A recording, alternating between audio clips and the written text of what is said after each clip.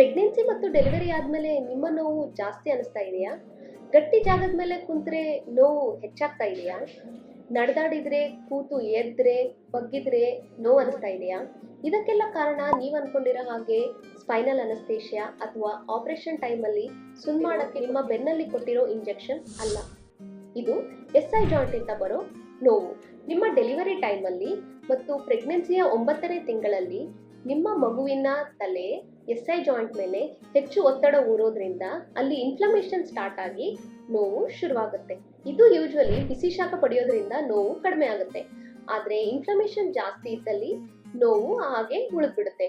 ಎಷ್ಟೇ ಮಾತ್ರೆ ತಗೊಂಡ್ರು, ಆಯಿಲ್, ಬಾಮ್, ಸ್ಪ್ರೇಸ್ ಯೂಸ್ ಮಾಡಿದ್ರು ಇದು ಕಡಿಮೆ ಆಗಲ್ಲ. ಈ ತರ ಸಿಚುವೇಶನ್ ಅಲ್ಲಿ SI ಜಾಯಿಂಟ್ ಇಂಜೆಕ್ಷನ್ ನಿಮಗೆ ಹೆಲ್ಪ್ ಆಗುತ್ತೆ.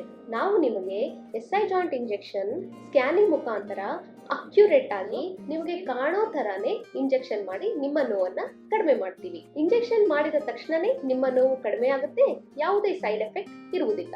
ನಿಮ್ಮ ನೋವನ್ನು ನಿರ್ಲಕ್ಷಿಸಬೇಡಿ. ಹೆಚ್ಚಿನ ಮಾಹಿತಿಗಾಗಿ ಮತ್ತು ಚಿಕಿತ್ಸೆಗೋಸ್ಕರ ಈ ನಂಬರಿಗೆ ಕರೆ ಮಾಡಿ.